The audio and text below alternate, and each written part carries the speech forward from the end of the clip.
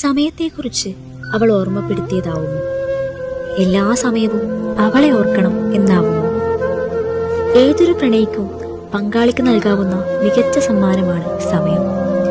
സമയങ്ങൾ അടുക്കി വച്ച ഘടികാരം. സമയത്തോളം മറ്റൊരാൾക്ക് നൽകാൻ വിലപ്പെട്ട മറ്റൊന്നുമില്ല മനുഷ്യന്റെ കയ്യിൽ.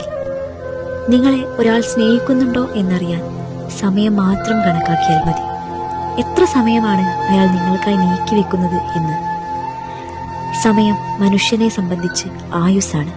ആയുസിന്റെ എത്ര ഭാഗം നമ്മൾ മറ്റൊരാൾക്കായി നീക്കിവെക്കും?